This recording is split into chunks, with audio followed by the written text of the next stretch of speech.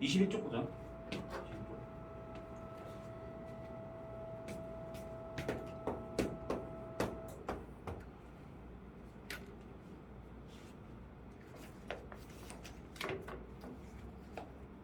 풀었지? 문제 풀었지? 이거 확인해보자. 확인하고 올게.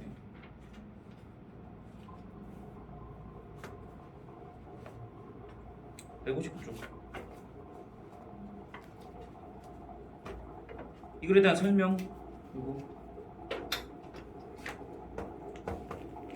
5번이고 대상에 대한 두 가지 관점이 시간의 흐름에 따라 어떻게 변화했는지 살피고 있다. 자, 여기 답이다. 두 가지 관점은 뭐야? 성선설이랑 성악설이겠지. 그치? 그거고. 근데 시간의 흐름에 따라 어떻게 변화했는지 살피고 있다. 시간에 따라서 알아보는 건 아니지. 그래서 답이 5번이다. 앞에 얘기는 맞는데 뒤에 얘기가 잘못되지. 그래서 5번이고. 넘어갈게. 그 다음에 2번은 나에 대한 설명 적절하지 않은 거 찾아라 그랬네. 이거는 5번이고. 좀 더. 순자는 모든 인간이 성적 여위를 갖고 있지만 다른 것들과 달리 성은 상황에 따라 달라진다. 성은 이제 본능이었고, 성이 본능이지. 자, 그리고 이거는 태어날 때부터 나타나는 거였지. 자, 그러니까 달라진다라고 하면 안 되겠네. 자, 5번이 정답이고. 그다음에 3번 순자의 관점에서 의인의 행동을 설명할 때 적절하지 않은 걸 찾으라고 했네. 보기 내용을 보면은 자, 목숨을 구했고 자기는 이제 불길에 빠져나가지 못한 상황이 됐다. 적절하지 않은 거 찾으라고 그랬고. 자, 정답 4번. 의인은 위가 작용하지 않아서 목숨을 잃게 되었다. 위가 뭐야? 선택이었잖아. 그치? 자, 그래서 위가 작동하지 않았다라고 했는데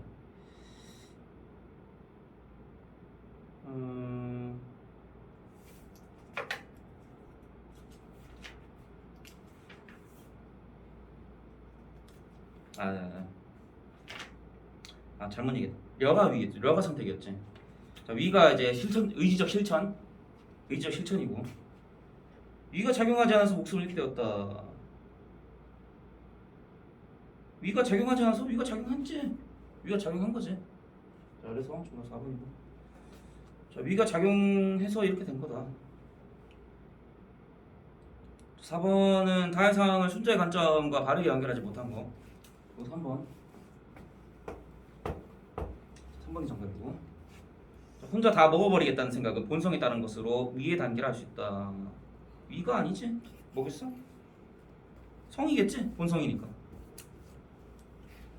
자, 다음에 5번은 기억과 보기에 니은에 대한 설명으로 적절하지 않은 거. 니은 타고난 바탕이고. 자, 5번 정답. 그리고 4번이야. 4번이 위로 올려야 돼. 위로. 맞지? 자, 5번 정답 4번이고. 자,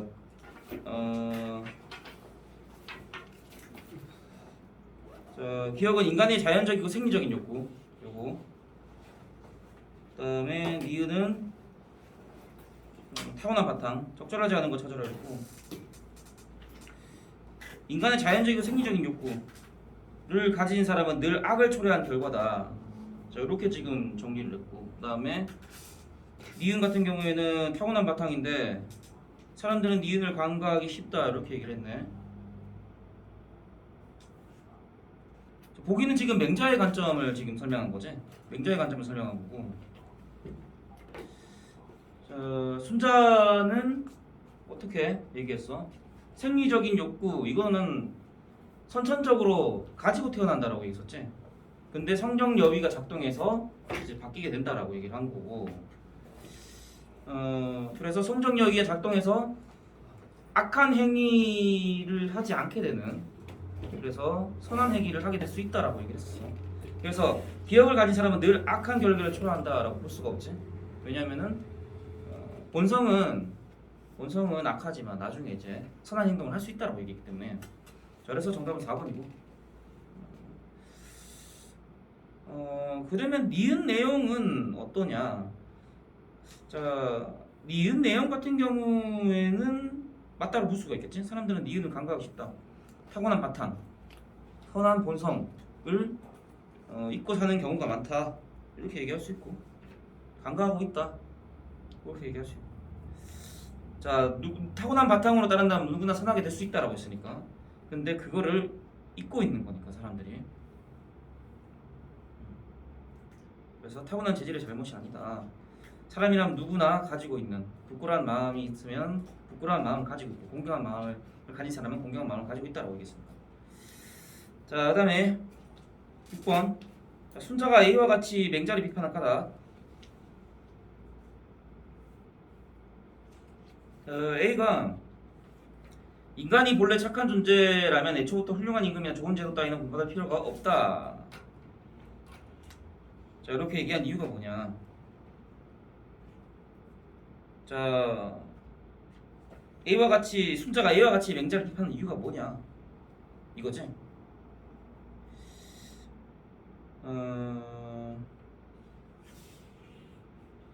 그 뒤에 어떤 얘기를 하고 있냐면, 맹자는 인간의 본성이 착하다고 하면서도 실제적인 강조점은 궁자에게 두었다. 인간의 본성이 생리적인 면이 있음을 인정하면서도 생리적인 면이 본성인 사람들은 소인이고 군자는 도덕성만이 본성이라고 했다. 이게 무슨 아니냐라는 거지.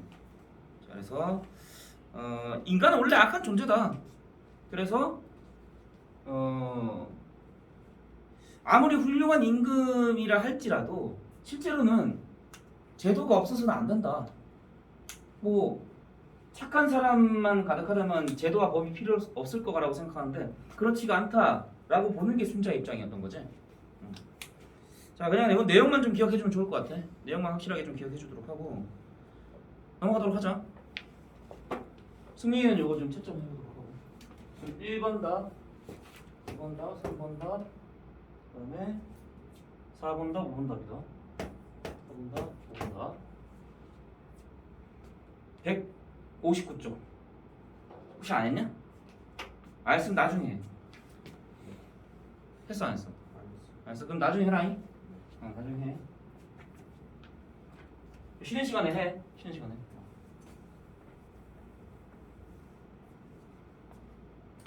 자, 일단 넘어가자.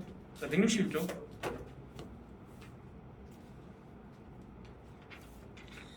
여기는 그냥 문제만 풀고 넘어갈게. 네, 문제만 풀고 넘어갈 테니까 시험 범위 잡히면은 뭐 자세하게 하고 안 나올 것 같은데. 바로 문제 풀어봐. 여기 더 읽어보기. 161쪽부터 163쪽까지 풀면 돼.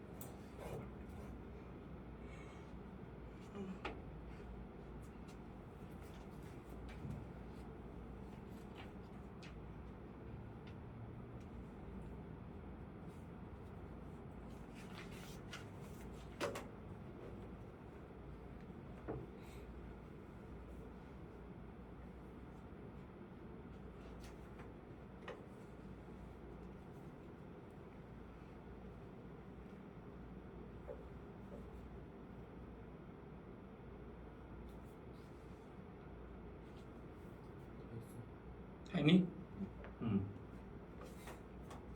확인해보자.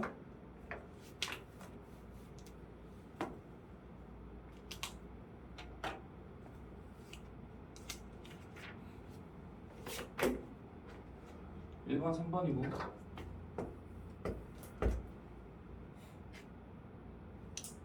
대상을 다양한 예시를 들어 설명하고 있다. 저게 답이지. 자, 그 다음에 대상을 서원의 예를 들어서 설명하고 있는 거니까 3번이겠지. 자, 그 다음에 2번 서원이 설립된 장소를 보기 위해서 모두 보는 거. 이건 1번 기억 니은. 그 1번 글 마지막 문장 바로 앞에서 확인할 수 있지. 이렇게 밑줄 쳐져 있지. 이렇게 거기서 확인할 수 있지. 선의 연고지랑 산소 빼어남고 나와 있고 별로 어렵지 않지. 자, 넘어가자. 3번. 자, 2번 글에서 알 수 있는 거, 2번 글에서 알 수 있는 사실로 알맞은 거 3번이고, 성리학자들의 이상이 서원 입지 선택의 근거가 되었다. 자, 이게 정답이 되겠네. 자, 왜 그러냐? 그래 나와 있지? 첫 번째 문장 읽어보면 바로 알 수 있고, 천일합의를 할 수 있는 곳이라고 그랬고, 이 천일합의이 유가적 관념이라고 했으니까, 그러니까 성리학자들이 이상이 있는 곳이 바로 서원의 입지 선택이 됐을 것이다라는 거. 성리학자들이 뭐 하는 사람이야? 유학을 공부하는 사람들 아니야? 그치? 자, 그래서 뭐 3번이고 4번 3번 글의 내용과 일치하지 않는 걸 찾으라고 했네. 정답 4번. 강당은 강하게만 집중할 수 있도록 외부와 차단되어 지어졌다라고 얘기했네. 자, 외부와 차단된 게 아니고, 자, 그 강당에 앉으면 멀리 안산이 보인다라는 말이 나오지. 자, 그래서 정답 4번이고, 그러니까 밀폐된 게 아니지. 외부와 차단된 게 아니야. 외부론을 볼 수 있는 구조로 되어 있다라는 거. 자, 그다음에 5번 문제 볼게. 자, 3번 글에서 자, 건물의 배치에 대한 설명으로 적절하지 않은 걸 찾으라고 그랬네. 자, 정답 4번이고. 자, 5번 정답 4번. 제사 건물은 내부들에서는 밖을 볼 수 없는 안정적 공간이다. 자, 이게 답이 되겠네.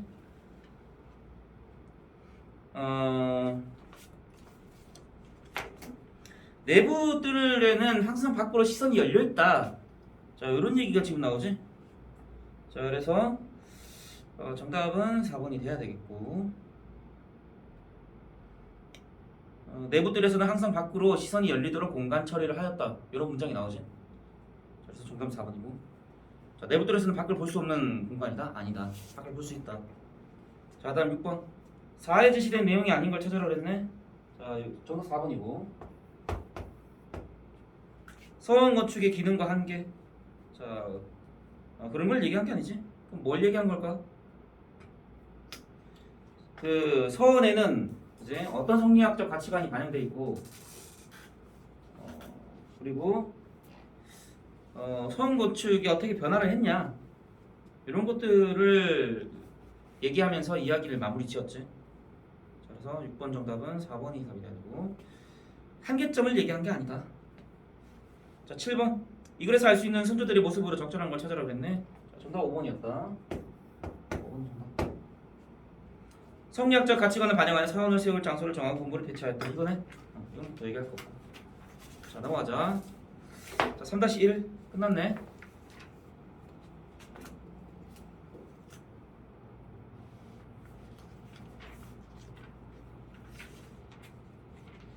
자, 164쪽 볼게. 164쪽.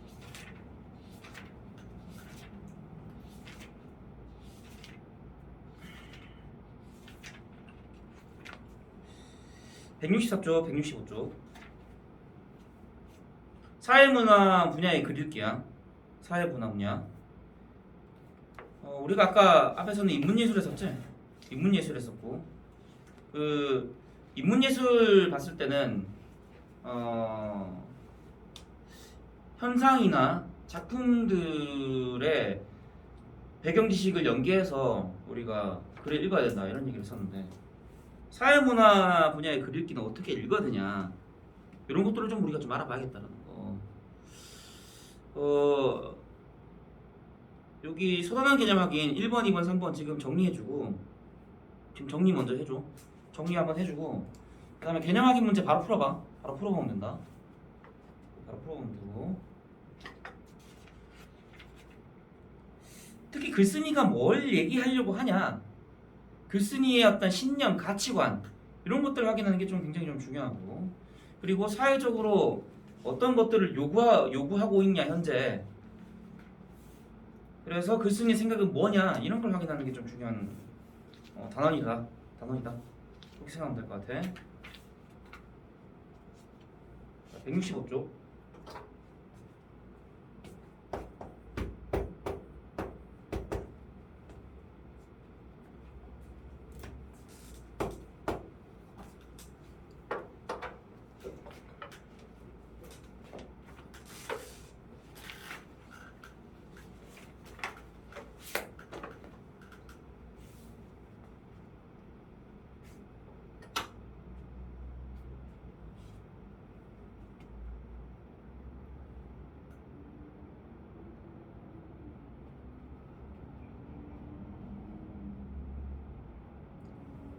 아, 승민, 너가 어제 안 왔지 참, 그지? 그러면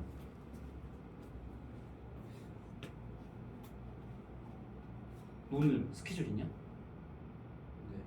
스케줄 있어?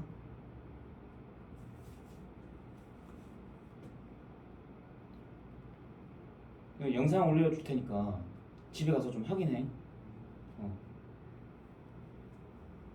웬만하면 학원에서 시키고 싶은데 뭐 일정 있다 그러니까 어쩔 수 없네.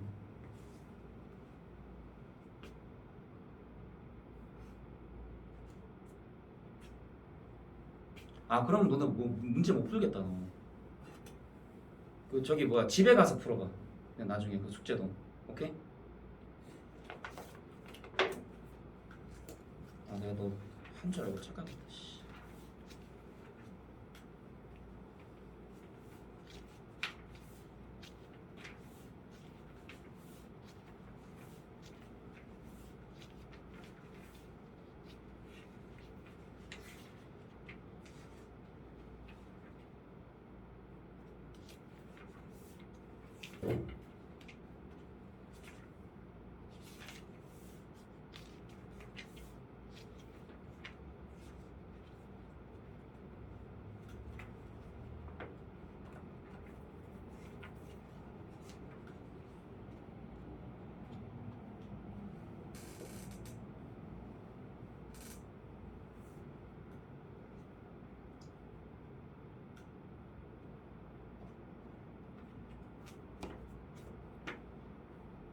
다 했지?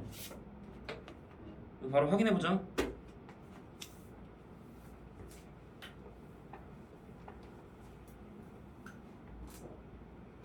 자, 이번 다음 설명이 맞으면 동그라미, 틀리면 X. 자, 1번. 자, 사회문화 분야의 글은 자연현상이나 원리, 그 응용을 다루는 경우가 많다. 아니고 자연현상? 사회문화 글이? 과학 분야 글이면 모르겠는데. X. 자, 2번. 자, 사회문화 분야의 글에는 정치, 경제, 언론, 문화, 일반 등 지리들 세부 분야가 포함되어 있지? 맞지? 3번. 자, 사회문화 분야의 글은 사회 여러 현상이나 다양한 문화를 다루며 사회나 문화를 이해하는 데 도움을 준다. 당연하지 뭐. 자, 2번. 자, 사회문화 분야의 특성으로 글의 특성으로 적절하지 않은 거 찾아봤네. 3번.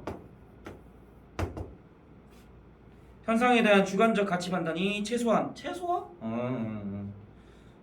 선생님이 어떻게 얘기했었어? 글쓴이가 얘기하는 어떤 신념, 가치관, 그 다음에 사회적으로 요구하는 것들이 어떤 것들이 있냐, 그런 것들을 글쓴이가 어떻게 설명하고 있고, 이런 것들이 중요하다고 했어. 그래서 적절하지 않은 거 3번이지? 최소화한다? 그렇지 않다. 주관적 가치관이 들어가 있다라는 거 반드시. 3번. 자, 사회문화 분야의 글 읽기 방법으로 적절하지 않은 걸 찾으러 했네. 4번이야. 4번이 정답이다. 자신이 속한 사회를 보편적 기준으로 삼아 다양한 문화 현상을 이해한다. 자, 여기 답 이제 줘야겠네.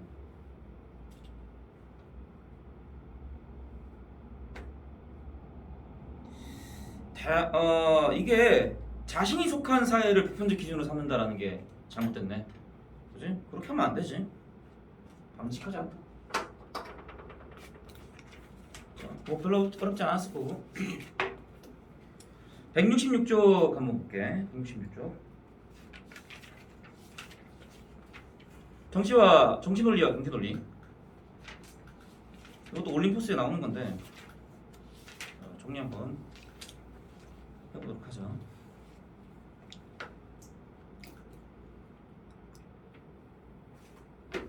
자, 한번 내용 한번 보자. 좀 읽어볼게. 거기 그 오른쪽에 보면은 꼭 알아두기, 오른쪽에 이제 꼭 알아두기 나와 있는데, 정치 논리와 경제 논리의 접근 관점 나와 있지. 정치 논리는 공평성이고 경제 논리는 효율성을 따진다. 저렇게 나와 있네. 그렇지? 요거 반드시 확인하도록 하고.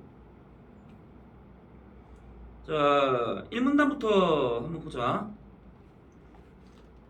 자, 한 사회의 정치 경제와 관련된 문제는 정치적으로 접근하느냐, 경제적으로 접근하느냐에 따라 보는 시각이 달라진다. 정치 논리에서는 공평성을 중시하고, 그 다음에 경제 논리에서는 효율성을 중시한다. 자, 여기 핵심이네. 공평성, 효율성. 자, 그다음에 두 기준 가운데 어느 것을 더 중요시하느냐에 따라 문제 인식과 해법이 크게 달라진다. 자, 정치 논리는 공평성, 경제 논리는 효율성. 이렇게 지금 정리를 했네. 다음에 두 번째, 정치 논리는 누구에게나 얼마늘이라는 식의 자원 배분의 논리로서 주로 분배 측면을 중시한다. 반면에 경제 논리는 효율성 혹은 최소의 비용으로 최대 효과를 얻고자 하는 경제 원칙에 입각한 자원 배분의 논리이다. 자, 정치 논리가 결국에는 공평성과 관련된 거고, 경제 논리는 효율성과 관련된다라는 거 지금도 확인할 수 있지? 자, 그다음에 세 번째 글 3문단. 정치 논리와 경제 논리는 일반적으로 정치인과 경제인에게서 잘 드러난다. 여기서 정치인은 사회 의사결정에 합법적인 권한을 갖고 있는 공직자를 말하고, 경제인은 공공성의 정책의 분석, 진단, 수립 및 평가 등을 담당하는 경제 전문가를 의미한다. 물론 사회적 쟁점에 대해 모든 정치인이 정치 논리만을 주장하거나 모든 경제인이 경제 논리만을 주장하는 것은 아니며, 경제 논리를 내세우는 정치인이나 정치 논리에 좌우되는 경제인도 있을 수 있다. 뭐 그럴 수도 있다. 자, 그러나 여기서는 정치인과 경제인이 일반적 속성에 비추었대.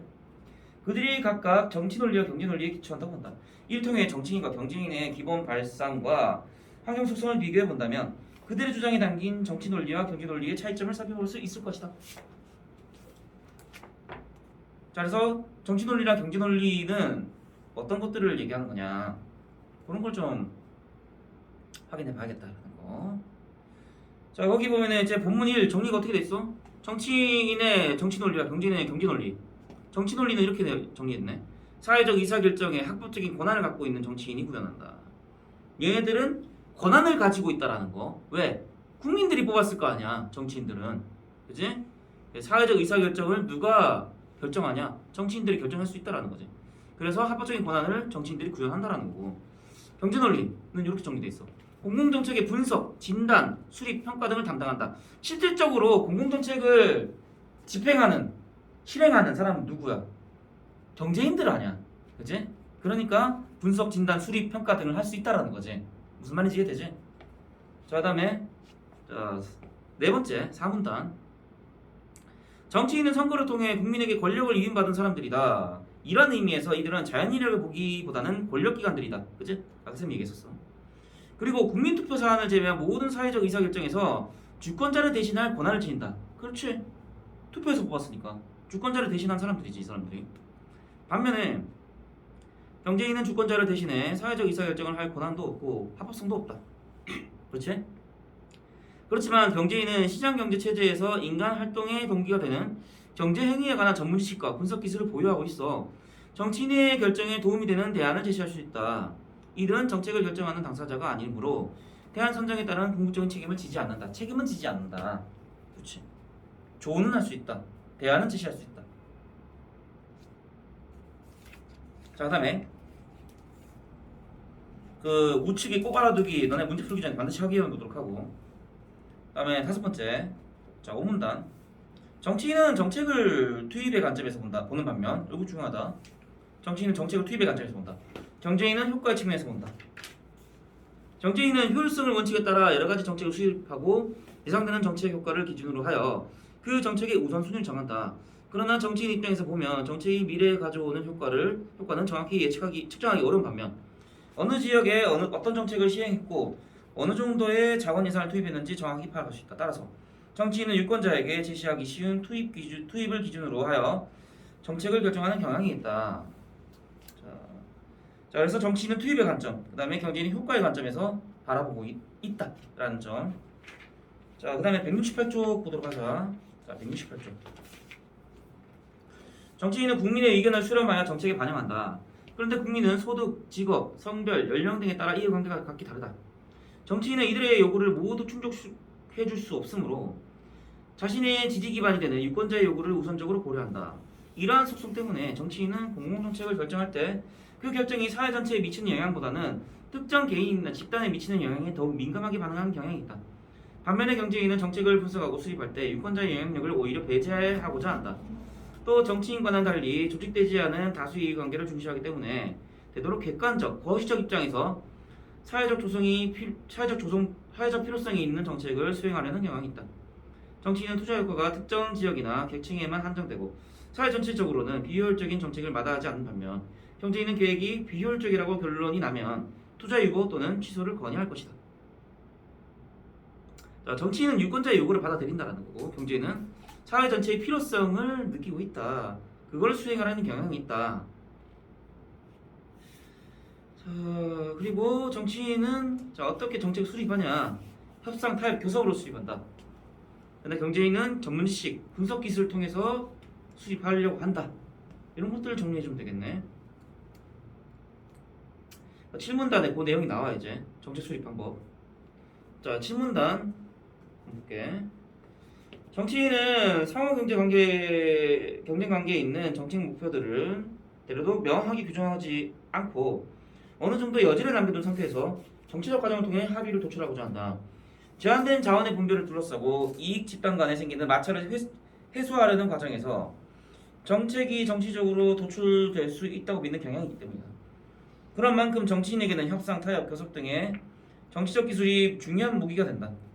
그러나 경제인은 한정된 자원의 효율적 분배를 중시하기 때문에 정책에 수반되는 사회 전체의 효율성을 기준으로 정책을 판단하는 경향이 있다. 경제인은 명확하게 규정된 목표에 초점을 두고 문제를 분석하고 정책을 제시하기 위해 전문 지식과 분석 기술을 활용한다. 자, 아까 어떻게 정치인이 정책 수립에 필요한 기술을 수립하는지, 경제인은 정책 수립에 필요한 기술을 어떻게 수립하는지 이런 것들을 우리가 정리 한번 했었고, 정리돼 있으니까 한번 확인만 더 하면 될 것 같아. 자, 마지막 문단. 자, 이상에서 정치인의 논리와 경제 논리의 논리를 알아봤다. 정치 논리와 경제 논리는 서로 상충하는 경우가 많다. 자, 이때 정치 논리와 경제 논리 가운데 어느 하나가 절대적으로 옳다고 말하기는 어렵다. 우리 사회가 시장 경제 체제라는 점을 감안하면 경제 논리가 정치 논리를 앞서는 것이 당연해 보이지만 효율성만을 내세우기 어려운 정책 사안에 관해서는 정치 논리가 설득력을 발휘하기도 한다. 어떤 논리가 더 중요한가? 혹은 어떤 논리에 입각한 자원 배분이 더 바람직한가에 대한 완결된 사회적 합의는 없다. 정치 논리와 경제 논리는 사안에 따라 적절히 활용되어야 한다. 이게 바로 글쓴이 생각이네.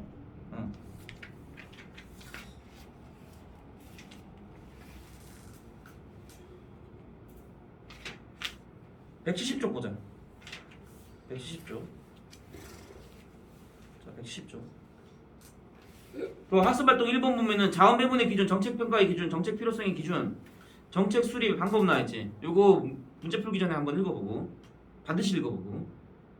아까 우리가 다 확인했던 거 같은데? 확인했던 거니까 읽어보도록 하고, 거기 자원 배분의 기준은 공평성, 그 다음에 정치 논리는 공평성, 경제 논리 효율성 이렇게 나와있고, 자원 배분. 정책 평가는 정치 논리는 투입이었지. 경제 논리는 효과였고, 정책 필요성의 기준은 정치 논리는 유권자가 요구하면 하는 거고, 경제 논리는 사회 전체가 필요하면 한다라는 거지. 정책 수립의 방법은 아까 우리가 확인했었고, 이것도 마찬가지. 정치 논리는 협상, 타협, 교섭, 정치적 기술 등을 통해서 정책을 수립한다. 경제 논리는 전문 지식, 분석 기술을 통해 정책을 수립한다. 자, 반드시 봐야 되는 부분이고, 반드시 확인해야 되는 내용, 중요하다. 자, 우리가 다 봤지만 중요한 내용들이었다. 학습활동 두 번째, 사회현상의 특성을 이해해보자라는 건데, 요거 보면은 보자. 이거 방역정책 수립하는 과정이네. 그래서 방법 1이랑 방법 2랑 방법 3이 제시가 됐는데, 그거 잘 보면은 지금 방법 1, 2, 3을 보면은 방법 3쪽에 예산 투입 대상 수혜 가구에 방법 3에는 천호야, 천호. 천가구라는 거지, 천가구. 근데 이게 정치인이야, 지금 잘 보면. 이게 왜 그럴까? 정치인은, 정치 논리는 뭐가 작동돼? 공평성. 그지? 공평성이 작동되고, 그러니까 최대한 많은 사람들이 혜택을 봐야 돼. 왜? 걔네들이 곧 유권자이기 때문에. 그지? 자, 그래서 방법 3을 정치인이 정책을 수립할 수도 있었다라는 거지. 그치? 그걸 얘기한 거고. 근데 방법 2에서 지금 정책의 효과는 지금 방법 2를 선택한 사람, 수립한 사람은, 정책 수립한 사람은 지금 경제인이야. 근데 거기 호수를 보면은, 가구수를 보면은 200호밖에 안 돼. 200호밖에 안 되지만 어떻다라는 거야? 되게 경제적이다라는 거지. 다시 말해서 효율적이다라는 거지. 그래서 이렇게 효과적인 측면을 경제인들이 좀 중시한다라는 걸 확인할 수 있고, 거기 밑에 보면은 예시답안 나와 있어. 방법 3을 긍정적으로 평가할 거냐, 방법 3을 부정적으로 평가할 거냐, 이런 것들에 대한 설명이 나와 있고, 자, 방법 3을 긍정적으로 평가했다라는 친구는 이렇게 얘기했네. 정치인의 어떤 정치 논리를 따른 거지. 한번 읽어볼게. 방법 3을 가장 긍정적으로 평가할 것이다. 왜냐하면 예산 투입 대상이 천호로 가장 많아. 유권자들에게 가시적으로 정책의 가치를 보여줄 수 있기 때문이다. 그치? 아까 얘기했고, 방역 성공 확률이 가장 낮지만 이는 정확하게 예측될 것이 아니므로 정치인은 이를 크게 고려하지 않을 것이다.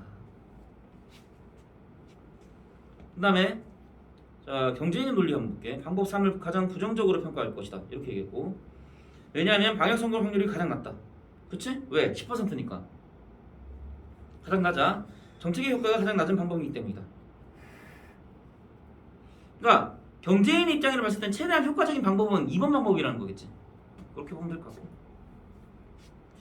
그 다음에 171쪽에 2-2는 예시답안은 너네가 한번 읽어봐. 긍정적으로 평가하고 부정적으로 평가한 이유가 나와 있는데 좀 이따가 한번 읽어보도록 하고. 안 읽겠지? 같이 보자. 안 읽을 것 같은데. 자, 여기 정치인은 정치적 생존을 위해서 필요한 결정이라고 생각한다. 그 다음에 사회 전체의 이익을 무시한 것이므로 잘못된 경적이라고 생각한다. 자, 방법 3을 선택한 것에 대해서 어떻게 긍정적 평가를 내릴 수 있고 어떻게 부정적 평가를 내릴 수 있는지 이런 것들을 지금 정리한 거네. 그치?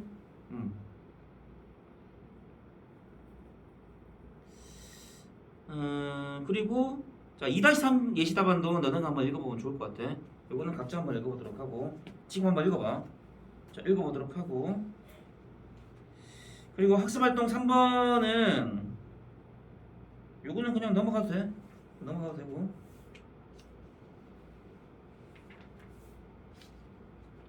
이건 나중에 학교에서 볼 일이 있으면 한 번 더 보면 될 것 같고 여기 뭐 문제로 나오고 그러지는 않은 것 같아서 그냥 넘어갈게. 자, 다 했으면은 다 봤으면 요거 분문하기 문제 풀면 된다.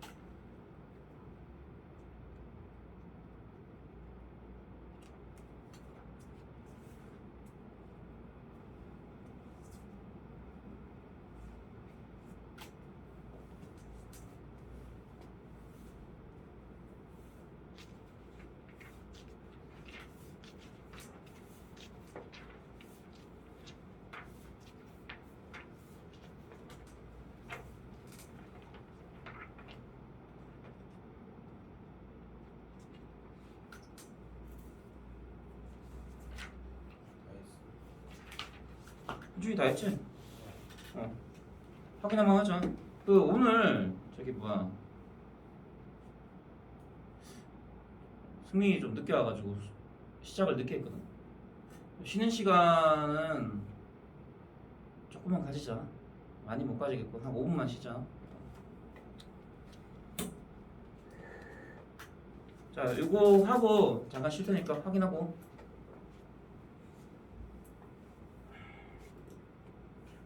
자 1번. 자 이 글에 대한 설명으로 적절하지 않은 걸 찾으라 했네. 3번이지. 3번. 자 1화를 도입하여. 1화? 뭐 어떤 얘기 꺼냈어? 아니지. 어떤 이야기, 에피소드 꺼낸 거 아니지. 3번. 적절하지 않은 거. 2번. 자 이 글을 이해한 내용으로 적절한 거. 4번이다. 정치 논리와 경제 논리는 자원 배분의 기준이 다르다. 맞지? 자원 배분의 기준이 어땠어? 그 정치 논리 같은 경우에는 공평성, 경제 논리는 효율성 이거였지. 그치? 자 다음에 3번. 정치 논리와 경제 논리에서 중시하는 기준. 뭐 쓰면 돼? 정치 논리는 공평성, 정치 논리는 공평성, 그 다음에 경제 논리는 효율성 쓰면 되고.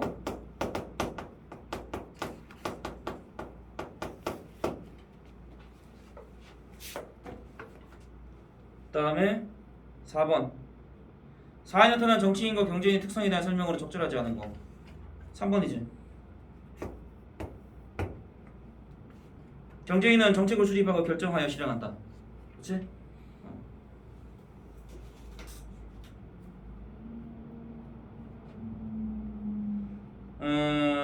경제인은 정책을 수립하고 결정하여 실행한다. 3번이고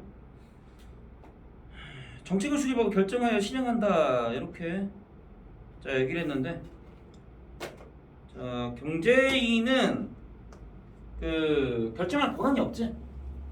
결정은 누가 하는 거야? 정치인이 하는 거잖아. 자 5번 자 오문단에서 정치인과 경제인이 정책을 결정하는 기준을 각각 한 단어로 쓰라. 정치인은 뭐였어? 투입이었고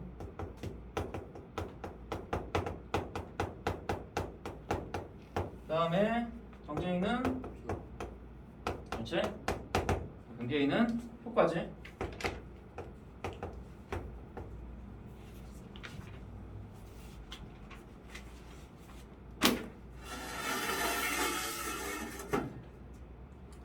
자 그다음에 자 6번 자 육문단을 통해 정치인과 경제인을 이해한 내용으로 적절한 걸 찾으라고 했고 자 6번 정답 2번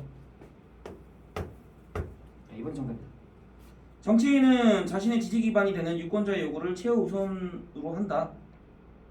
자 여기에 답이 돼줘야겠지. 그렇다. 그렇겠지. 자 그게 곧 자신의 표로 이어지는 거니까 정치인은 그리고 정치인이 모든 그 유권자의 그 유권자를 만족을 시켜줄 수가 없겠지. 자기 기기 그러니까 그래서 자기의 지지 기반 세력만 잘 다지면 돼 이 사람들은. 그렇지? 그래서 맨날 지역국 가서 딸랑딸랑 거리는 거야. 제가 여기 다리 하나 건설했습니다. 그래서 그렇게 공부를 하는겨. 네?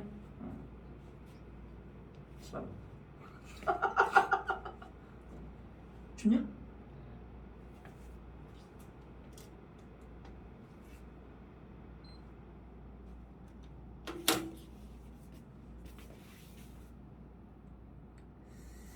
자, 그다음에 7번. 자, 경제인의 정책 수립 방법을 보기에서 모두 차이를 해. 자, 전문 기술이랑 분석 기술 쓰면 돼. 전문 기술이랑 그다음에 분석 기술. 자, 경제인은 그렇다. 아, 전문 기술이다. 전문 지식. 왜 기술을 썼잖아. 전문 지식. 미안하다. 전문 지식. 전문 지식이랑 분석 기술. 8번. 자, 이해한 내용으로 적절한 거. 5번이고. 효율성을 내세우기 어려운 정책에서는 정치 논리가 설득력을 발휘할 수 있겠군. 그렇지. 효율성을 내세우기 어려운 정책에서는 정치 논리가 작동되겠지. 그러면 반대로 공평성을 내세우기 어려운 정책은 경제 논리가 설득력을 얻겠지. 반대로 생각하면 되겠지. 자, 9번. 자, 8문단 마지막 문단 바탕으로 글쓴이 견해를 추론한 내용을 적절한 거. 5번이지? 5번. 정치 논리와 경제 논리가 충돌할 때는 사안의 특징을 신중히 고려해야 한다. 자, 사안에 따라서 적절히 활용해야 된다라고 얘기했으니까. 자, 5번이 답이 되겠네. 잠깐 좀 쉴게. 쉬었다가 자, 2시 5분에 시작할게.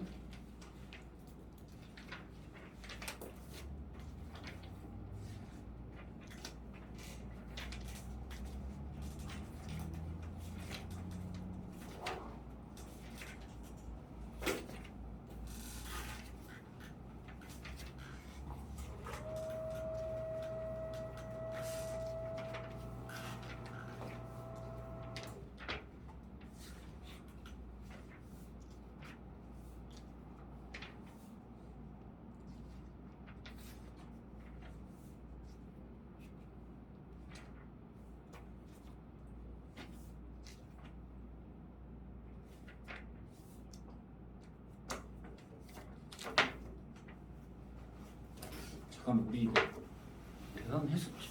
빼먹은 거야?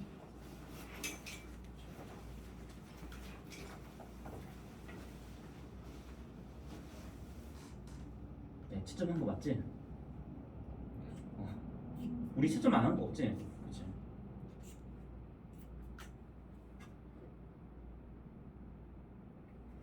대단한 거 안 했어. 대단한 그래 뭐 안 한 거 같은데 그치? 뭐 2단은 안 했었지? 직접 안 했어. 그치? 채점 안 했지? 그래 어쩐지 뭘 빼먹었나 그래도 좀 이따가 확인해야겠네. 너는 했냐? 잠깐만.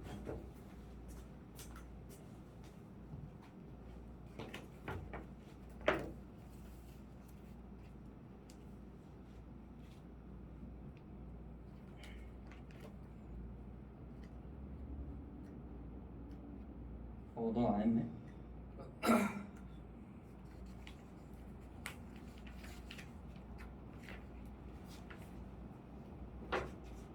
너 이거 왜 안 했지? 여기부터 내가 빠졌네. 여기부터 내가 우리가 수업 여기부터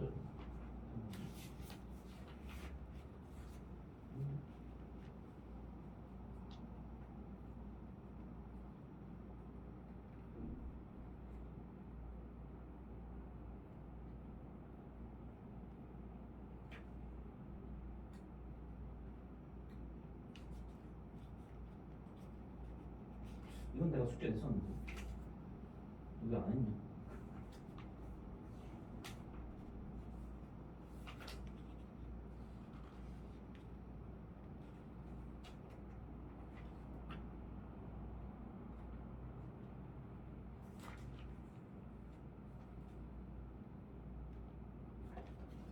잠깐만 대단한 종합 문제를 내가 언제 숙제 냈었지?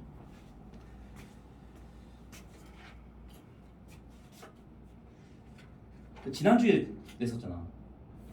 대단한 종합 문제는 내가 어제 냈었냐? 아니잖아. 어제 되지 않았어요. 내가 어제 냈었나? 아이씨 그렇구나. 왜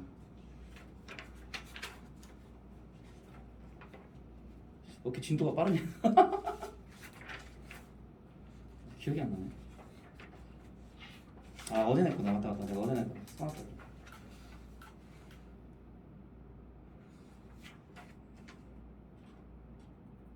그래 아이씨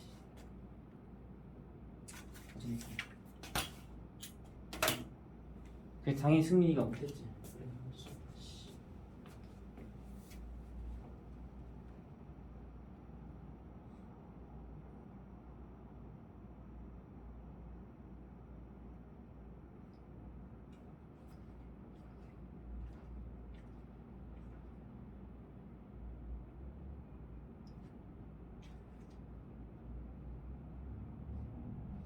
이 단원 종합 나중에 하자.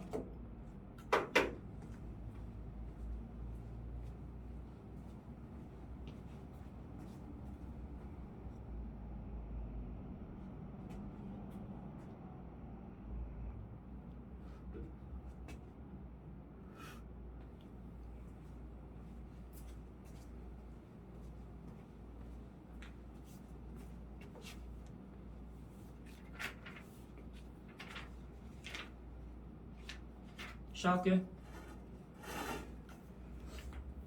173쪽 피면 돼. 173쪽.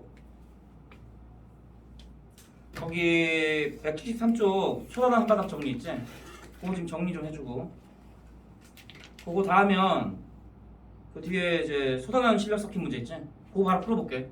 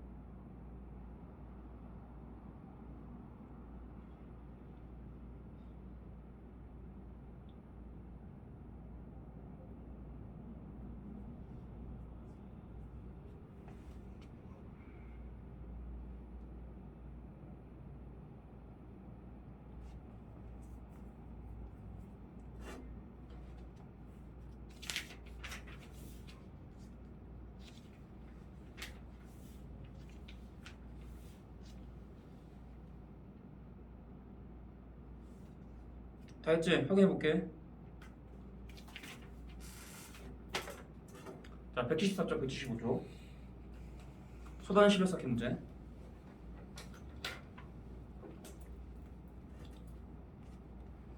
자, 1번. 자, 이 글에서 다른 내용이 아닌 걸 찾으라 그랬고. 자, 1번 정답 5번이지. 정치 논리에 따른 자원 배분의 사회적 당위성. 자, 이게 답이 되셔야겠다.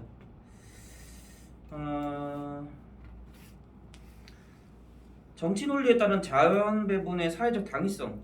정치 논리에 따라서 자원이 어떻게 배분되냐. 그다음에 경제 논리에 따라서 자원이 어떻게 배분되냐라는 어떤 그런 기준점이 있었는데 그거에 대한 사회적 당위성을 설명하는 내용은 없었다. 자, 그래서 정답이 5번인 거야. 당위성이라는 게 뭐겠어? 당연히 그렇게 해야 된다라는 걸 얘기하는 거지. 당위적이냐 라는 거는 더 바람직하냐 뭐 이런 거를 얘기한다는 건데, 자, 그런 거에 대한 설명은 안 나와 있다. 자, 두 논리를 어떻게 활용을 해야 되냐라는 게 나와 있는 거지. 지금 두 논리가 어떤 것이며 그리고 그것을 어떻게 활용해야 되냐라는 내용이 있었는데, 자, 정치 논리가 자원 배분에 어떤 당위성을 가지고 있냐는 설명하지 않았다.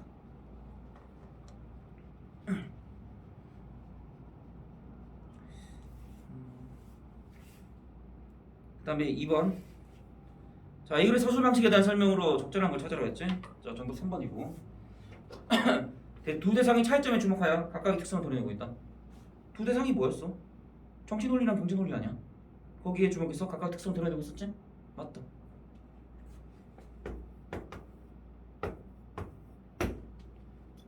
자, 그 다음에 3번. 정치인과 경제인에 대한 설명으로 적절한 거 2번이지.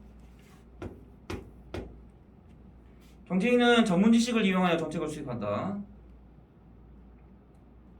그렇다. 전문 지식 사용했고 분석 기술 사용했었잖아. 자, 그다음에 4번. 라를 바탕으로 보기를 이해한 내용으로 적절한 걸 찾아라 그랬네. 자, 5번이야. 정치인은 유권자의 영향력을 고려하여 방역 성공 확률을 무시할 가능성이 크다. 왜 그러냐? 방역 성공률이, 자, 방법 3을 선택했을 때 방역 성공률이 10%밖에 안 돼. 그지? 자, 그래서 5번 정답이다. 자, 그다음에 5번. 정치인에 해당하는 설명을 보기에서 모두 고른 거 1번이지. 기억 니은. 자원 배분 논리 효율성과 공평성을 중시하겠지. 니은. 사회적 의사결정에 대한 합법적인 권한을 가지고 있지, 이 사람들은, 정치인들은. 자, 그래서 1번 정답. 자, 그다음에 자, 6번. 기억의 이유로 적절한 걸 찾으라 그랬네. 기억. 정치인에게는 협상, 타협, 교섭 등의 정치적 기술이 중요한 무기가 된다. 자, 이거. 자, 6번 정답 5번이야. 여러 집단의 갈등을 해소하는 과정에서 정책이 정치적으로 도출될 수 있다고 믿기 때문에 6번 정답 5번이다.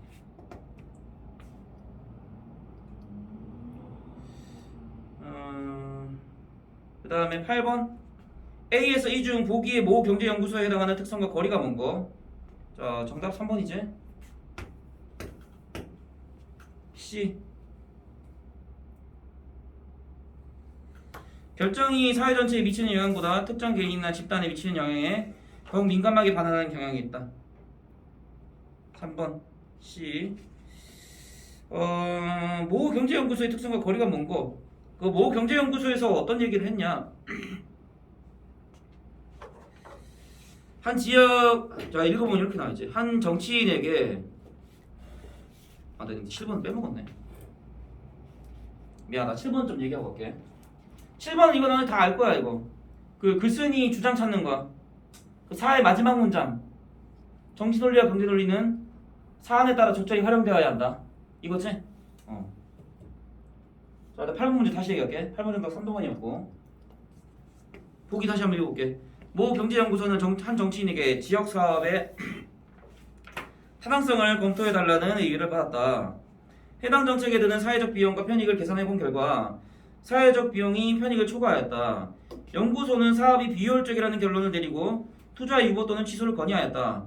그러나 해당 정치인이 이미 선거에서 공약으로 제시한 사업인데다가 자신을 지지하는 지역민들의 강력한 요구임을 감안하여 해당 정책을 입안하기로 했다. 자, 그러니까 모 경제연구소는 경제인일 거고, 그리고 C는 지금 누구야? C는 지금 누구야? C 같은 경우에는 저기 정치인이잖아. 이거는 C는 정치인이잖아. 그러니까 정답은 3번이 돼야겠네 무조건. 그치? 자, 모 경제연구소는 결국엔 경제 논리에 입각해서 얘기를 했다라는 거 확인할 수가 있고, 경제인의 관점에서 설명을 했다. 근데 C는 자 정치적 논리에 따른 거지. 그리고 다시 말해서 C는 정치인일 가능성이 높다라는 거지.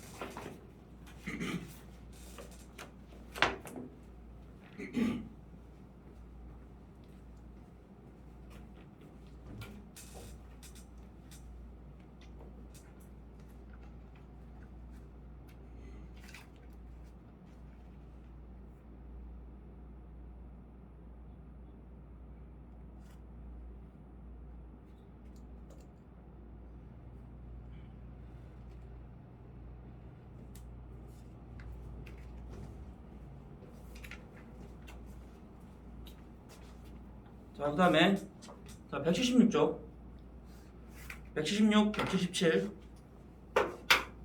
나는 구발한다. 요거 한번 같이 볼게.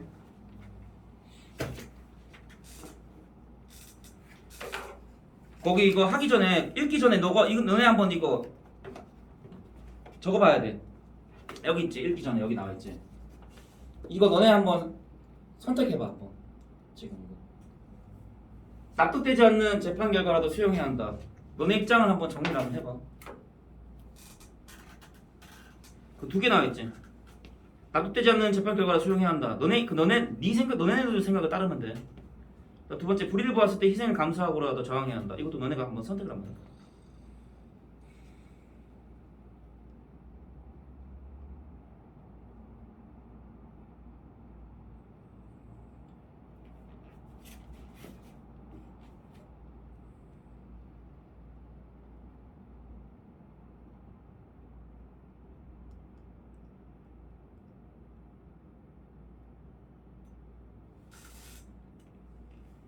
우리 이한준 씨는 뭐야? 납득되지 않는 재판 결과라도 수용해야 한다.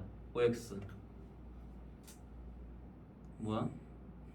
당신은 뭡니까? 납득되지 않는 재판 결과 수용해야 된다는 입장이 아니면 수용할 수 없다는 입장이야. 뭐야? OX 중에 뭐야?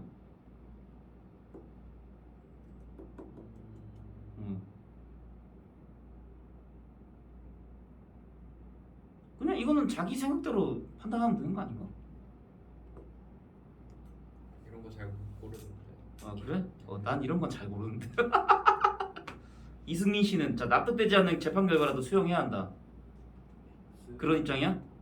수용해야 된다는 입장이야? 아니야. 그치?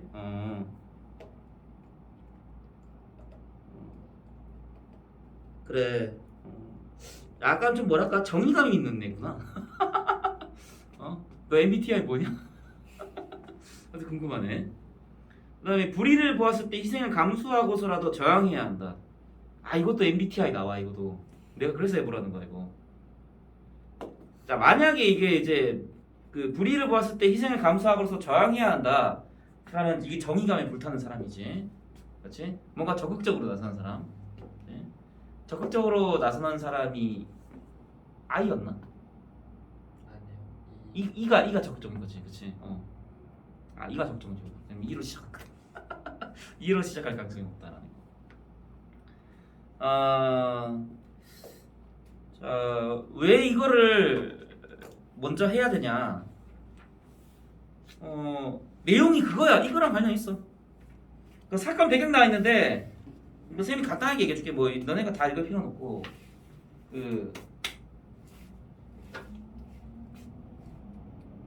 이 뒤에 피스라는 사람이 있었어요. 그 사람이 프랑스 사람이겠지 당연히. 프랑스 사람인데 독일한테 기밀을 넘겼다 이런 혐의를 받게 된 거야. 그래가지고 군사 재판의 해부가 되는 거지. 그런데 그 피카로라는 사람이 있었어. 피카로라는 사람이. 피카로라는 사람이 있었는데 피카로 맞지? 응. 피카르라는 사람이 있었는데 피카르가 딱 보니까 어? 어? 얘 아닌데? 얘가 보니까 얘 아닌데? 이 새끼인데? 에스테라지라는 소령이 넘긴 건데 이상하다? 얘인데? 얘가 넘긴 건데? 뭐지 씨부래? 이렇게 된 거야. 그래가지고 이제 그 신문에다 기고한 거야. 에밀 졸라라는 사람이 나중에 이제 신문에 기고를 하게 된 거지. 이 사람은 어떻게 됐냐? 그래서 전출 가게 돼. 전출 가게 되고, 그러니까 이제 입 막으려고 전출 보낸 거지. 얘는 입 막으려고 얘 전출 보낸 거야. 입 막으려고. 그 재판 결과가 이제 얘가 범인이다, 얘가 진범이다 이런 식으로 이제 판결이 나버린 거지. 얘가 진범인데. 지금 이렇게 된 상황이야. 우리 좀 이해 좀 될 것 같고. 자, 177조 같이 한번 보자. 자, 1문단부터 한번 읽어보도록 할게. 자, 드디어 드레피스가 군사법정에 섰습니다. 재판은 완전 비공개로 진행되었습니다. 적의 국경을 열어 독일 황제를 노트르담 성당까지 안내한 반역자가 하더라도 이보다 더 시시하면 재판을 하지는 않았을 겁니다. 국민들은 대경 실색한 채 온갖 풍문이 떠도는 이 무시무시한 배신 행위에 대해 수군거렸습니다. 물론 그들은 국가의 조치를 존중했습니다. 그들은 그 어떤 가혹한 형벌도 충분치 않다고 생각했습니다. 그들은 죄인에 대한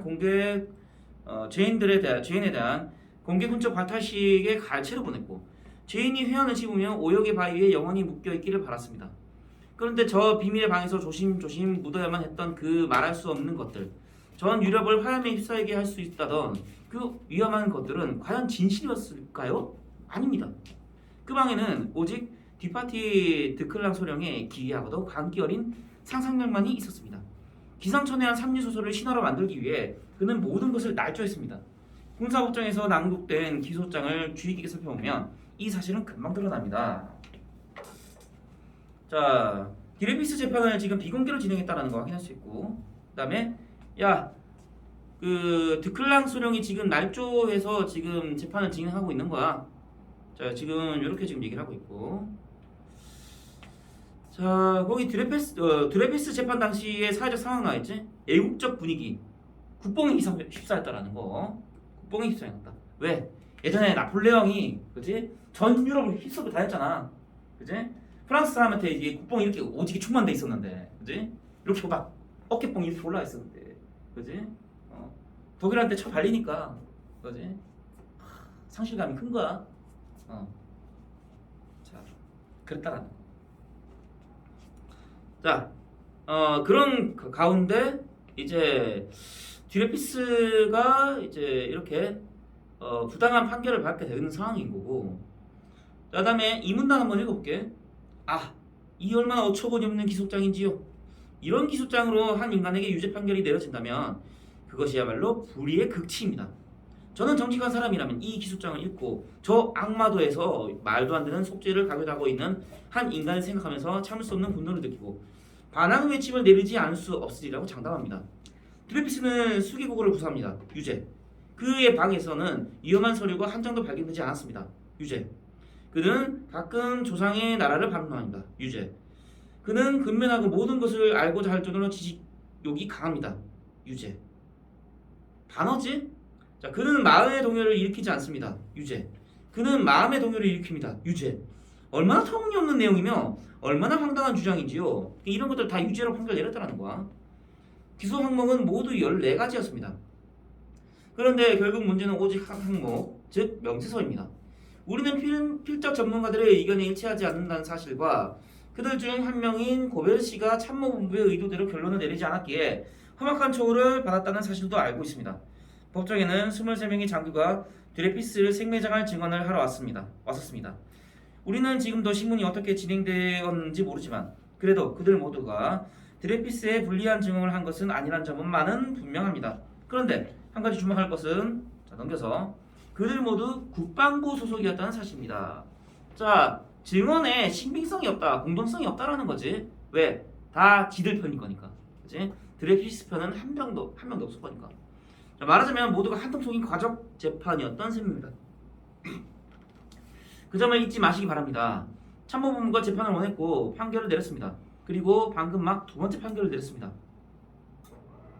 자, 그래서 참모본부가 드레피스에게 누명을 씌웠다. 이런 걸 확인할 수가 있고, 자, 세 번째 3문단 명세서가 유일한 물증이었지만 필적 전문가들조차 의견 일치를 보지 못하는 상태였습니다.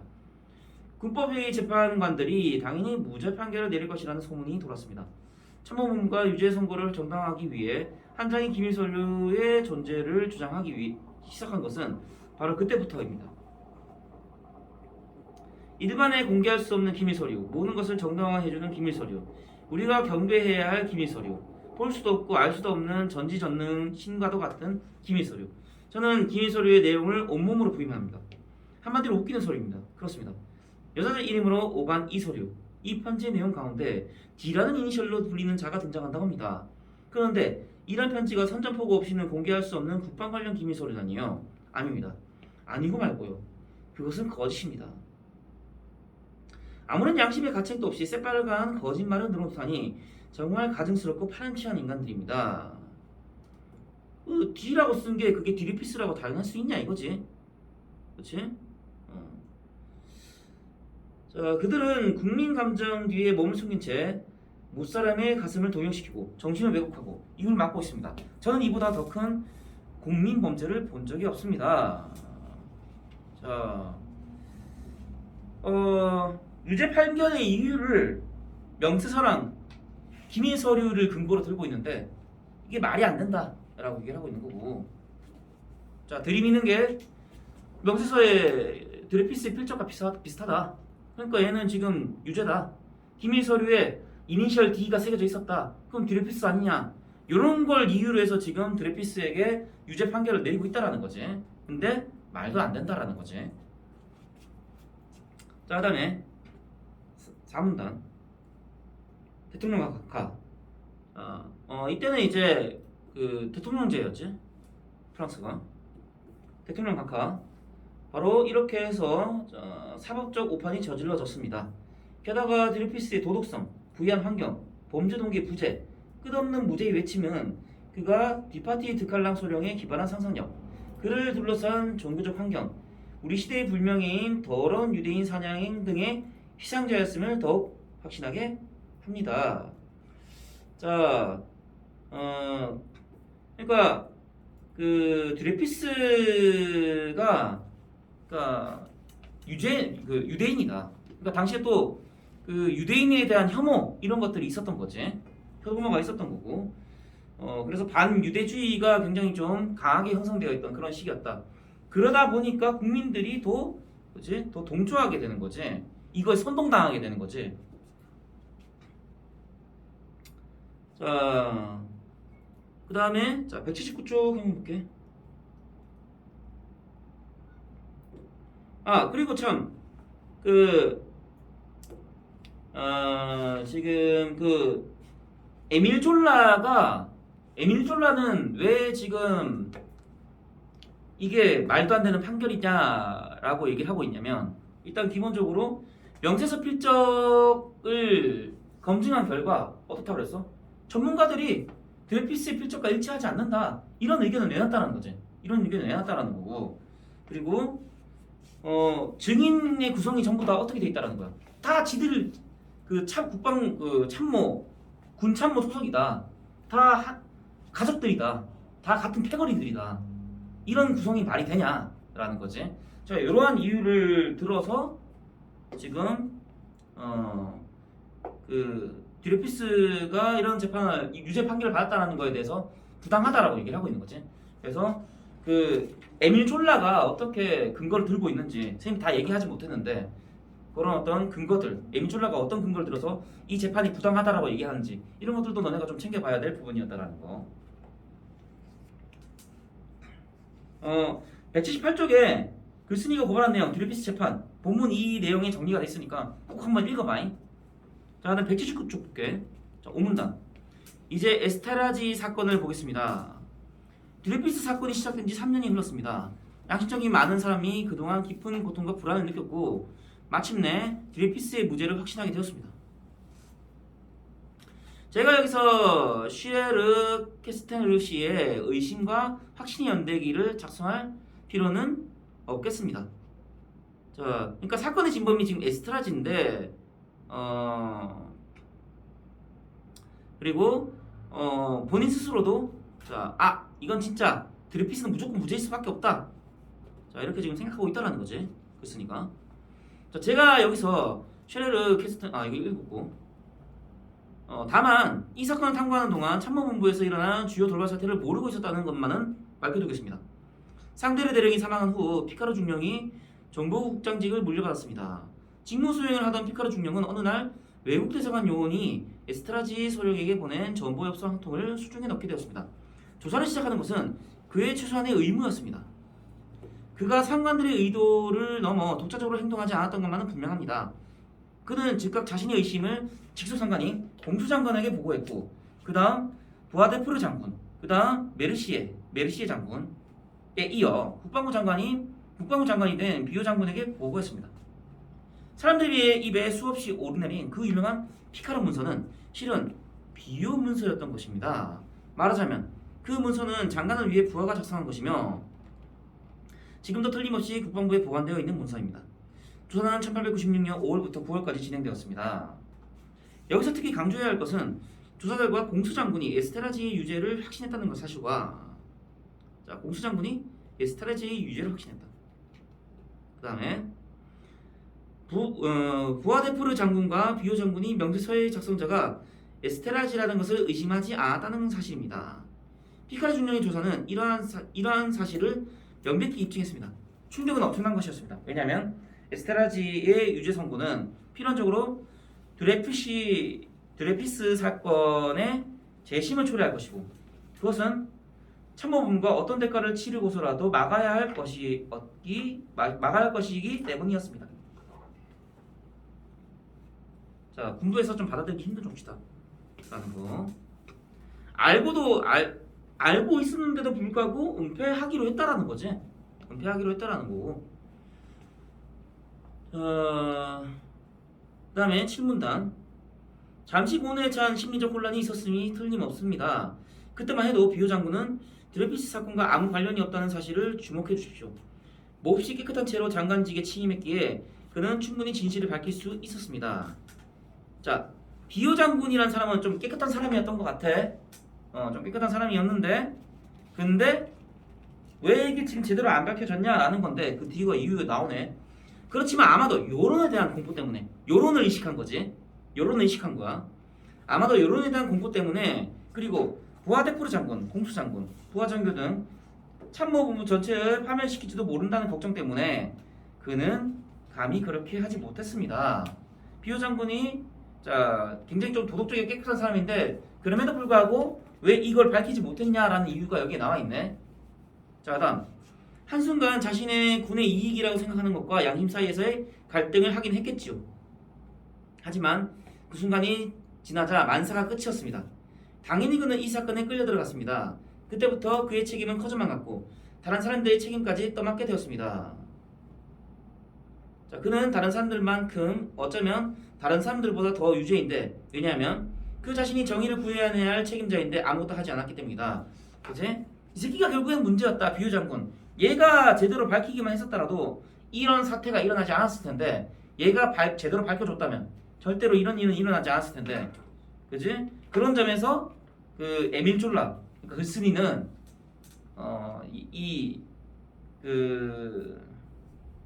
비오 장군이 큰 책임이 있다라고 생각하는 거지. 비오 장군이 큰 책임이 있다라고 생각하는 거고. 자, 그 점을 이해하시겠습니까? 비오 장군, 부하데프르 장군, 공수장군, 드레피스가 무죄란 사실을 안 지 1년이 지났건만 그들은 여전히 그 무시무시한 진실을 숨기는데 급급합니다. 자, 180쪽.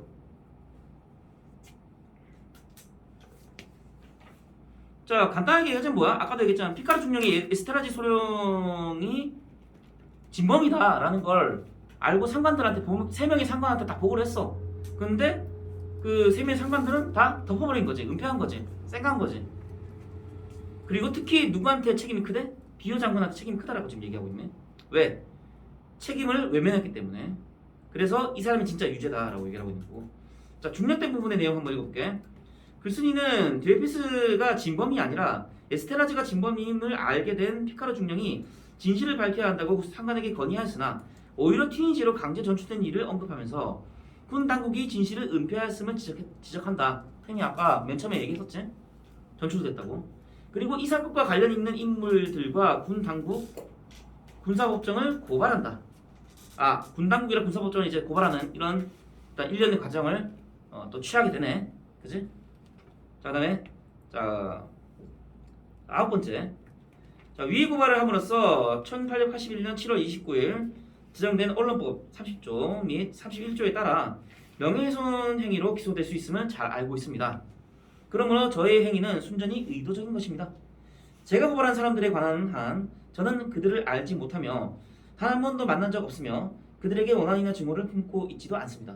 그들은 제게 사회학의 표면일 뿐입니다. 그리고 오늘 저의 행위는 진실과 정의의 폭발을 앞당기기 위한 혁명적 수단일 뿐입니다.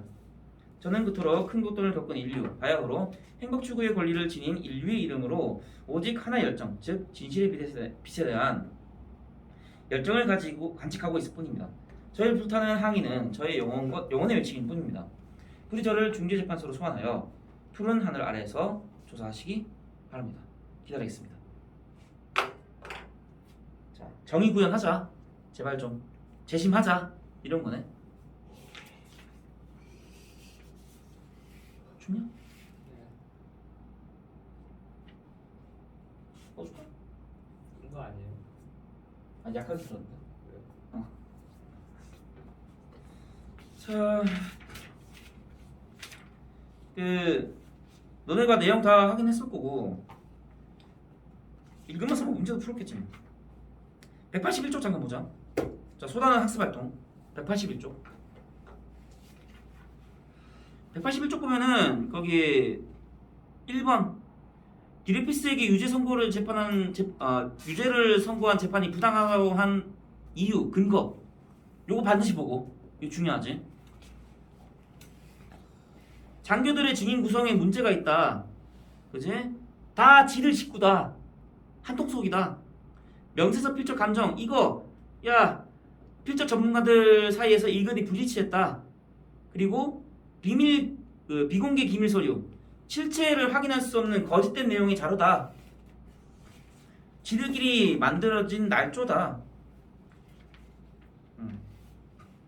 자, 왜 그걸 일반인에게 공개할 수 없냐? 공개하면 뽀록나기 뻔하기 때문에, 그지? 공개가 안 됐던 거지. 그래서 전지전능한 신과도 같은 기밀 서류라고 얘기했다라는 거. 그래서 기밀 서류가 굉장히 좀 부당하다. 이것 자체가 이미 좀 부당하다라고 얘기했었고, 자, 실체를 검증할 수 없는 거짓된 내용의 자료다. 이렇게 좀 얘기를 했네. 자, 그다음 인물들의 주요 행적 나와있지. 1다시 디파티 디클랑 소령 증거를 날조했다. 그래서 디에피스를 기소한 사람이고 이 사람이 피카르 중령 진실을 알게 됐지. 진범이 누군지를 알게 됐어. 에스테라지라는 사람이 진범이라는 걸 에스테라지 중령이 진범이라는 걸 알게 됐지만 에스테라지가 중령이었나?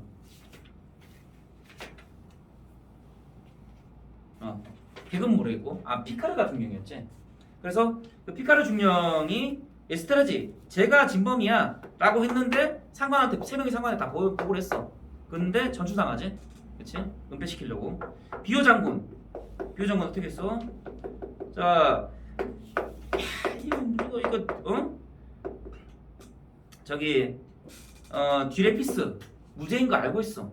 근데 쌩깠다 이거지. 에밀 졸라 입장에서는 이 사람이 제일 나쁜 놈이다 라고 얘기를 하고 있는 거고. 그치? 그리고 학습활동 2번은 사회 문제적 상황을 파악해보자 라고 얘기를 했고,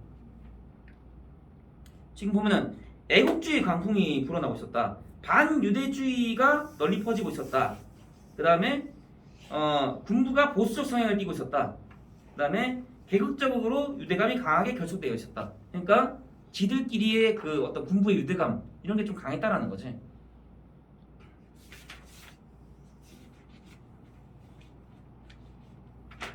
애국주의, 반유대주의, 군부의 결속력이 강화되고 있던 시점. 이런 거 세 개 생각하면 될 것 같아. 이런 사회 문화적 배경 생각해 주면 될 것 같고.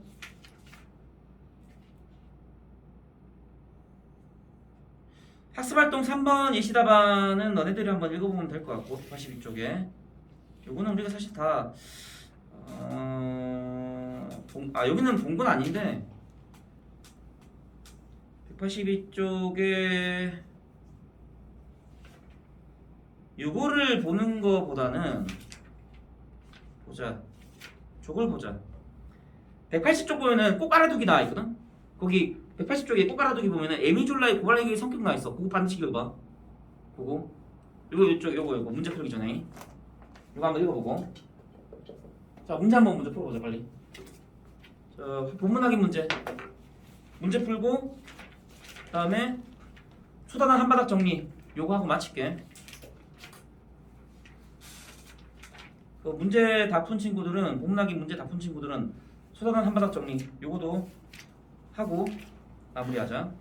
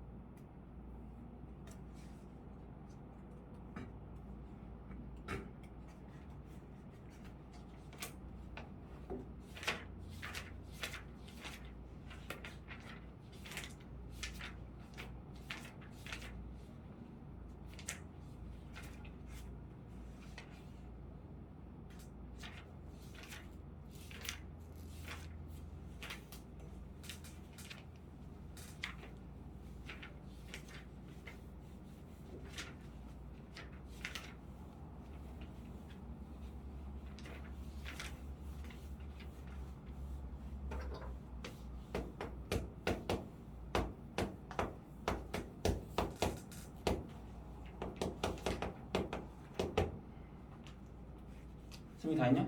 네. 요거 쏟아낸 실력 쌓기 문제 숙제로 좀 낼게. 우리 판단했던 거.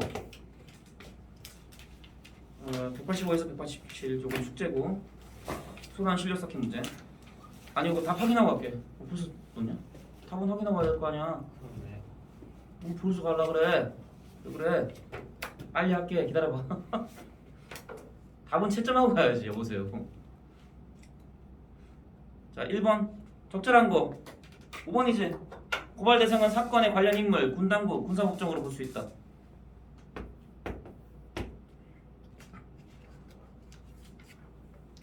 자, 그 다음에 사건 배경 보면은 자 확인할 수 있고 프랑스 대통령한테 쓴 거지 이게 에밀 졸라가.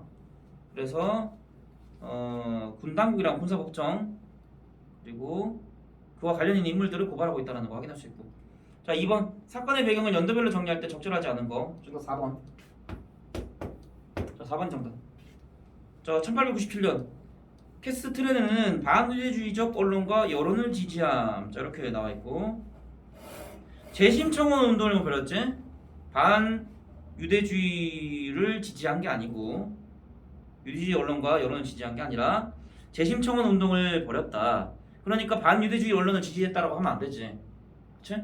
자 4번이고 3번 자 이를 통해 알 수 있는 내용으로 적절한 거 4번이네. 자 디파티 드클랑 소령은 드레피스 사건을 날조하였다. 맞지? 이 사람이 날조했지?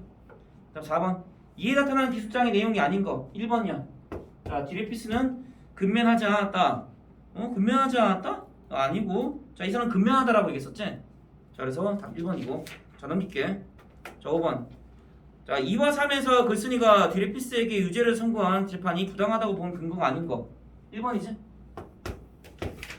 국방 관련 기밀 서류에 알파벳 D가 나온다. 이거는 누구야? 부당한 게 아니라 유죄 판결을 내릴 때 사용한 근거였지 이게. 그치? 군부의 근거였던 거야. 자 그다음에 6번 4에서 주장한 글쓴이가 드레피스의 무죄를 주장하는 근거로 제시하지 않은 거 1번 드레피스의 종교. 자 이거는 이제 드레피스를 무죄를 주장하는 근거로 제시한 건 아니었지. 종교를 제시한 건 아니었다. 자 그다음에 7번 기억에 대한 설명으로 적절하지 않은 거. 자 찾으라고 그랬네. 비호 문서, 비호 장군의 문서, 비호 문서. 자 정답 4번이지. 피카르의 직속상관인 공수장군에게까지만 보고된 문서 아니지. 자 피카르 중령이 어떻게 했어? 자 공수장군까지 보고된 게 아니지. 자 그래서 요거 보면 알겠지만 비호 장군에게까지 간 거지. 그치? 비호 장군께까지 보고가 된 거지. 자 그래서 정답은 4번이고 8번 자 인물도 찾으래. 6에서 진실을 밝히기 위해 조사한 내용을 상부에 보고한 사람 누구야? 피카르 중령이었지. 피카르 중령이었고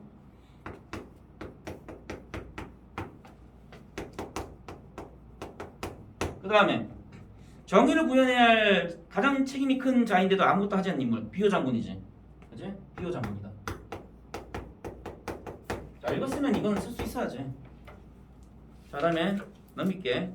자 9번 자 이거를 바탕으로 기억을 이 사건과 관련 있는 인물들과 군당국, 군사법정을 고발한다. 자 이거 적절하지 않은 거. 저는 디레피스를 고발합니다. 말이 돼? 아니 디레피스가 무죄라고 얘기하는 건데 지금 고발한다 그러면 어떡해. 1번이고 자 10번 글쓴이의 고발 행위에 대한 설명으로 적절하지 않은 거 찾으라고 했네. 4번이야. 자, 고발 대상에 대한 개인적 증오가 포함된 행위이다. 그런 건 아니다. 개인적 감정이 들어가서 자 이런 어떤 재심을 열려고 하는 상황이 아니지. 자 그다음에 11번 구의 특징. 자 9번째 글의 특징에 나타나는 설명으로 적절한 거. 자 4번 자 비유적 표현을 사용하여 글쓴이의 태도를 부각하고 있다. 진실과 정의의 폭발, 진실의 빛, 불타는 항의 이런 것들이 다 비유적 표현이지? 질문? 없지? 여기까지 할게. 수고했다. 수고했다. 안녕히 계세요. 응?